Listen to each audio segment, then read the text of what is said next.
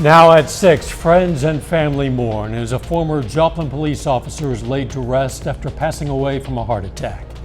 Plus, investigators in Kansas City say an apartment building fire that injured 15 people was set intentionally. And we'll hear from the family of a local transplant recipient about their experience. The 4 states' most watched news starts now.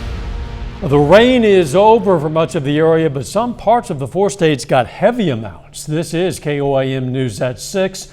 We go straight to Doug Heddy for a first look at the weather. Yeah, especially along and south of the I-44 corridor, on average 3 to 6 inches of rain. So a lot of flash flooding issues right through the metro. And then, of course, we had a lot of severe weather. We had a lot of hail across the region during the overnight hours into the morning hours. Scattered thunderstorms this morning into the early afternoon, but now most of this is rotated out of here. But look at the rainfall amount. So anywhere you see yellow, we're talking about 3 inches. So 3, 4, 5, 6, especially right through the heart of Joplin into southern parts of Cherokee County. At least we get to dry out just a bit until our next little wave starts to affect us. All the severe weather tonight has shifted south, eastern Oklahoma, and then down through central parts of Arkansas. Right now, we actually look pretty good. We're sitting into lower 60s. Through the evening hours, we drop back through the 50s, near 50 a little bit later on tonight. But we still have a severe threat in the forecast over the next 2 days. We'll look at that here in just a bit. See you then. A lightning strike is blamed for this fire at a home on Highway 96 east of Carthage early today. Complicating things, high winds fueling that fire. Firefighters got it under control in just over an hour, and there were no reports of injuries. Storms also caused police in Webb City to close off part of West 7th Street because of a bridge washout from all that rain. The bridge is between Chesterfield Street and Lakeview Street. The street will be closed until further notice. A funeral procession this afternoon accompanied the body of a former Joplin police officer who died of a heart attack last week. Officer Michael Gaiman served with the Joplin Police Department from 1999 to 2019. A public funeral service in Oronogo, Missouri this afternoon was followed by a private burial at Mount Hope Cemetery in Webb City. Officials in Neosho County, Kansas are concerned after the wind turbines at the Neosho Ridge Wind Farm stopped turning. A county official we spoke with says it's been more than 2 weeks since they stopped working, and he hasn't had much communication with Liberty Utilities. Tonight at 10, we're going to hear from that county official and from Liberty about why the Neosho County turbines are no longer in operation. A fire that engulfed an apartment building in Kansas City Friday, sending 15 people to the hospital, was intentionally set. That's according to fire officials in Kansas City. Most of the fire victims were children. Reporter Brian Johnson has more. Alphonse Hill says in the middle of the night he woke up to the smell of smoke in his apartment. Open the door, there's smoke everywhere in the house, everywhere. He says he couldn't leave through the hallway stairs. It was burning and firefighters were trying to extinguish the flames. Instead, he and his loved ones were rescued by firefighters in a ladder truck. I was scared for the kids, you know. I woke up in time. Our ambulance was out here, people out here spraying. Several families had similar experiences. Viewers gave KBC9 News this video of people climbing from second-story decks to safety. The main exit was blocked. It happens again and again. In all, 9 children and 6 adults were hurt. And I was screaming, I'm like, we need a ladder, my grandma. Fire crews were able to get everyone out. I'm homeless now, you know what I'm saying? I'm homeless, nowhere to go. I ain't got no clothes, you know. I'm just trying to figure out if I can get some things that I need. The ATF says the Red Cross is helping the victims of this arson. There's a $5,000 reward for information leading to those who are responsible for setting that fire. Officials say 11 of the victims have been released from the hospital. 2 children and 2 adults are still in critical condition. Missouri Highway Patrol says a Webb City woman died after crashing her car into a tree. Happened Friday on Route O, 2 miles north of Alba. Authorities say 34-year-old Samaya Al-Sharif was driving south when her car ran across the road and struck the tree. Authorities in Delaware County, Oklahoma say a motorcyclist died in a crash yesterday. Happened on US 412 alternate near the town of Leach. Authorities say 52-year-old James Morrison of Broken Arrow lost control on a curve and hit a speed limit sign. Morrison died at the scene.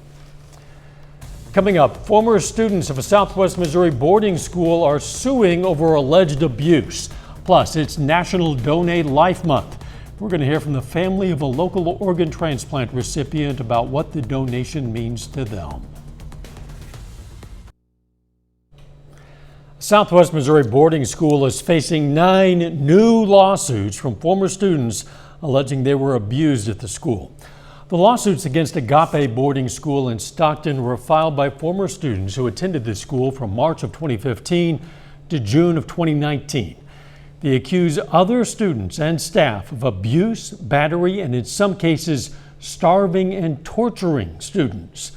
5 staff members at Agape face charges of assaulting students. 14 former students have now sued Agape since February of 2021. Kansas Governor Laura Kelly today signed a bill providing children with free basic vision screenings in schools. The law passed the legislature with bipartisan support. It also establishes the Kansas Children's Vision, Health, and School Readiness Commission, which will help families find free or low-cost eye exams if a student fails an initial vision screening. And the law would hold sign language interpreters to the same standards as other licensed professionals. This is Donate to Life Month to raise awareness of organ donations and transplants. KOAM's Jalen Banks met up with the family of a transplant recipient in Joplin to learn about what that process is like and what it means. April marks the annual start of National Donate Life Month, which honors those that have donated organs to save lives and acknowledges those that are still waiting for a transplant. Rowan Reeves, a 4-state resident, was fortunate enough to receive a special gift, a new heart. Rowan's mother says waiting during the process was tough. Very fearful, and I think that my emotions went kind of everywhere. It just kind of depended on the day. So sometimes we'd be very hopeful, we'd be having a great day, and then other days we wouldn't be. And of course, we were very anxious. The feeling of concern was warranted. According to Freeman Health Systems, there are currently more than 100,000 people waiting for life-saving transplants. And unfortunately, 20 people pass every day while waiting for an organ. Kathy Lucci of the Midwest Transplant Network says a simple question could help with the donor situation. If you had the opportunity to save a life, would you want to do so? Most people definitely do want to do that. And actually over 90% of the United States, people in the United States, want to be an organ donor. I asked Rowan's parents what they believe he will accomplish and how things are going post-transplant. So he will do something with music, absolutely. As far as his second chance at life, I mean, he has been given a huge opportunity, and he is thriving so wonderfully. Celebrating those that have received and remembering those that have donated. In Joplin, Jalen Banks, KOAM News. Freeman Health System and Mercy Hospital in Joplin, along with Midwest Transplant Network, will have a celebration of life tomorrow, honoring those whose donation gave life to another. A little bit later, the Colgan Panthers and Baxter Springs Lions meet on the baseball diamond for a CNC matchup. Plus, we're watching for additional thunderstorms in the forecast. We'll look at that coming up.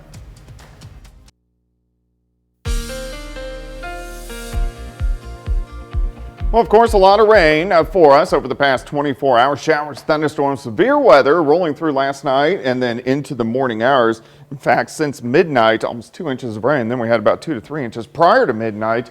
So very heavy amounts for a good chunk of the region. For the year, about 10.25. Average is about 8.5. So we're 1.5 inches or so above normal. Of course, most of that rain occurred over the past 24 hours. Here's a nice shot. This is our Landers Chevrolet Tower Cam. This is I-44 going east. So we're looking back toward the south and to the east. You can see the clouds, but you can also see a lot of sun, which has been peeking out over the past couple hours, which is nice. We're sitting mainly low to mid 60s, near 70 once you get out into our western counties. Looks good at 7th and Rangeline, currently sitting at 63. Easterly winds 5 to 10. Humidity is high, 75%. Through the evening hours, drop back through the 60s, 50s. I think most of us near 50 for an overnight low tonight. And then temperatures will actually rise a little bit as we work toward dawn. But you can see most of the clouds working out of here. All the showers, all the thunderstorms now gone. So we look okay. We get a chance to dry out. All the severe weather tonight stays across Oklahoma, northern Texas, and most of Arkansas. You can see numerous tornado warnings just to the east of Fort Smith. But we don't have to deal with that, but we do have a severe threat which returns for us tomorrow. So you can see an elevated risk on the Kansas and the Oklahoma side, but we have what is called a capped atmosphere. It's a lid on the atmosphere, so those thunderstorms have to break through that cap, and the chances of them getting through tomorrow aren't the greatest. In fact, they're pretty slim. If by chance they would, then we're going to have a threat for all modes of severe weather. But really, I think, gosh, the chances that we get through the cap just aren't that good. So we'll watch this tomorrow evening. I'm going to keep all the threats low because I don't think we're going to get much in the way of thunderstorms to evolve at all. And then tomorrow night into Wednesday morning, storms will intensify as they push through. So as you work farther east, the greater threat for severe weather. But we do have at least a low threat Wednesday morning, 5 a.m. to about noon or 1. Again, I'm going to keep all the threats low at this point in time. If things look different as we get into the daytime hours tomorrow, of course, we'll let you know if severe weather chances are increasing. A lot of clouds for us tomorrow, but a huge warm up as we go into lower 80s during the afternoon. 74 by noon, high temp of 81. We'll keep a slight chance for a thunderstorm popping up late in the day. You can see maybe 1 or 2 trying to get going, but not a whole bunch. Then tomorrow night, thunderstorms get going out to our northwest. These will weaken as they push in, so we'll get some scattered strong storms, maybe a low-grade severe by early Wednesday morning. But as we go through the morning hours on Wednesday, the storms will intensify as they work out of the region, so the greater severe threat on Wednesday is going to be out across central parts of Missouri down through central Arkansas. So hopefully we get lucky on the next 2 days, but something we want to watch closely.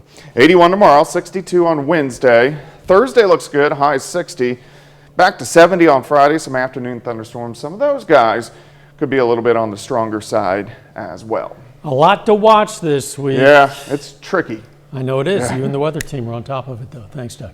Hey, don't forget, you can be the first to know about the day's weather with the KOAM Skywatch weather app.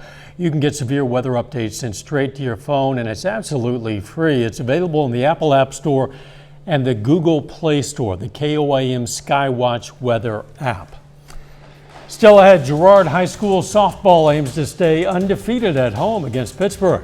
And a pitcher's duel in Pittsburgh with the Colgan Panthers hitting the field against Baxter Springs. Jacob Leonard has that and more next. Doug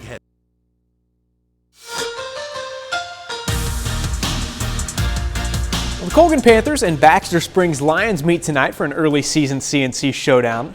Now, the Panthers have played a brutal schedule to start the season, facing undefeated teams Girard and Frontenac, and bigger Missouri schools Joplin and Neosho. Colgan tries to get their first win against Baxter today, while the Lions aim for back-to-back wins for the first time this season. This was a pitcher's duel. First inning, Kyson Bennett gets the strikeout. Baxter strands 2 runners in the inning. The other side, Cameron Williamson for the Lions. Nice curveball for the strikeout in the bottom half. To the second, Bennett. I got a curveball too, freezes him for the strikeout. Moments later, Bennett outside corner, no swing. We are still scoreless. And back to Williamson. Listen, man, these two, they were good all day, and it's actually still going in extra innings. Baxter Springs leads 2-1 in the bottom of the 8th.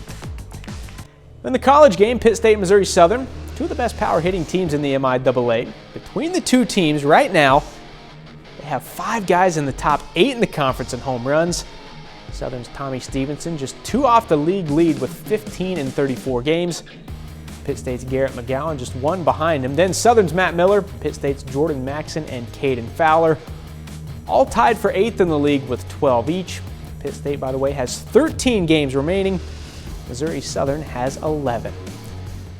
The Kansas City Royals finish up their first series of the season this afternoon against the Cleveland Guardians. The Royals won 2 out of the first 3 in the 4-game series. Kansas City aims for the series win before heading to the other side of the state for 2 against the Cardinals. Salvador Perez, just his first hit of the season there. Bobby Witt Jr. scores at that point, Royals down just 1. In the 4th, Oscar Mercado takes this one up and out, his 2nd of the year. Cleveland goes up 4-1. The Royals would tie it back up, but here Cleveland back up 1. Stephen Kwan puts it in the corner with the bases loaded. That brings all 3 runners home. It gives Cleveland a little breathing room, so it's a 4-game split. Guardians take the finale today 10-7.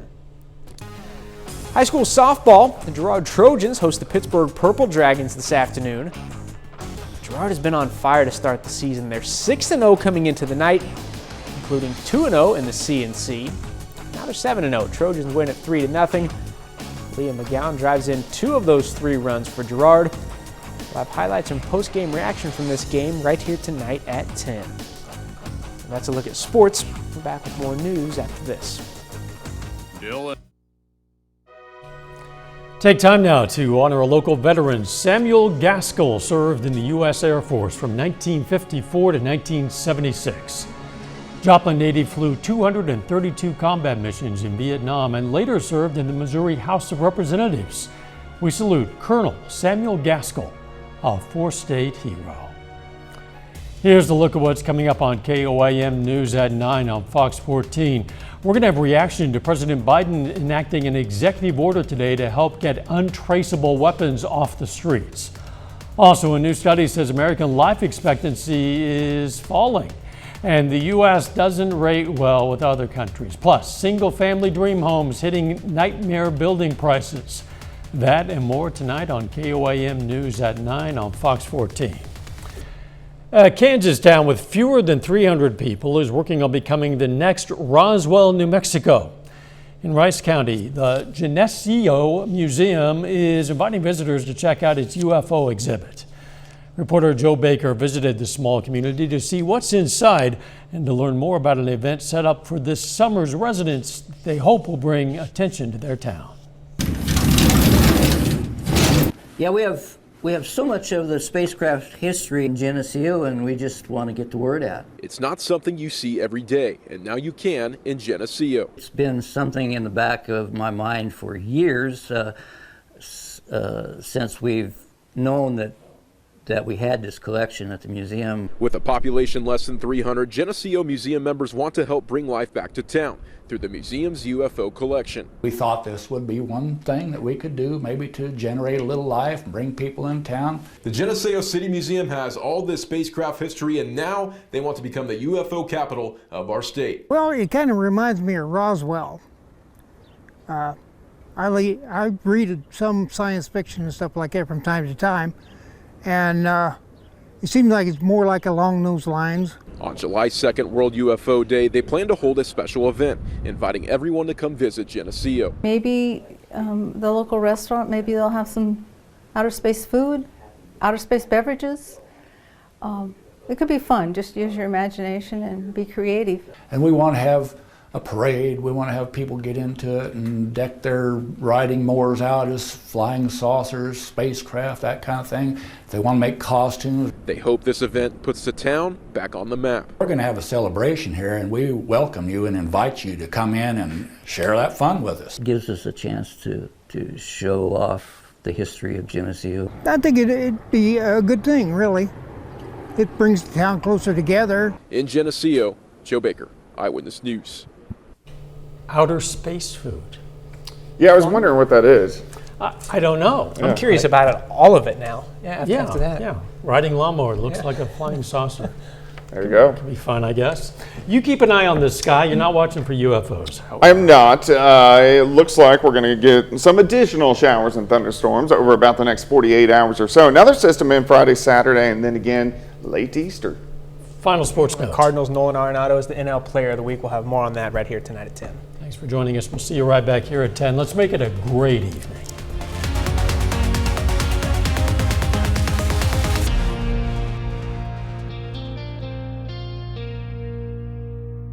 Salon service is provided.